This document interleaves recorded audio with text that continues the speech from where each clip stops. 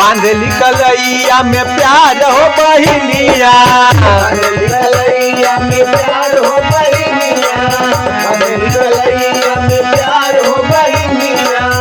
राखी के आयल त्योहार हो बहिनिया, राखी के आयल त्योहार हो बहिनिया। बांधली कलैया में प्यार हो बहिनिया, बांधली कलैया में प्यार हो बहिनिया।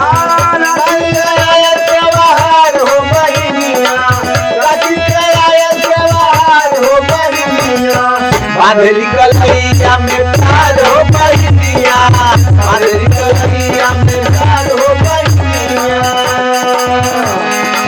हर साल आवे रक्षा बंधन हो सवनवा, हर साल आवे रक्षा बंधन हो सवनवा, हर साल आवे रक्षा बंधन हो सवनवा। भाई बहन के होला मधुर मिलनवा,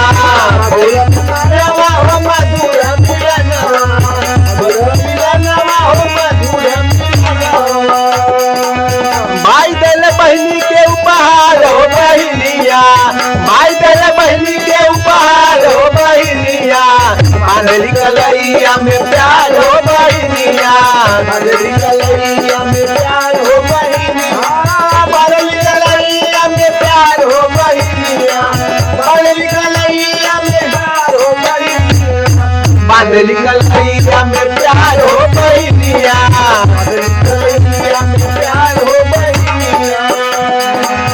खुशियाँ मनावे राखी बांध के कलैया, खुशियाँ मनावे राखी बांध के कलैया, बांध के कलैया हो बांध के कलैया। भैया भुलाया जी न कवनो समैया, भैया भुलाया जन कवनो समैया, भैया भुलाया जन कवनो समैया। टूटे नहीं प्रेमावा के तार हो बहिनिया, टूटे नहीं प्रेमावा के तार हो बहिनिया। बांधली कलैया में प्यार हो बहिनिया, बांधली कलैया में प्यार हो बहिनिया, बांधली कलैया में प्यार हो बहिनिया। मर नहीं प्रेमावा के तार हो बहिनिया, उड़ नहीं प्रेमावत के तार हो बहिनिया, बांधली कलैया में प्यार हो बहिनिया, बांधली कलैया में प्यार हो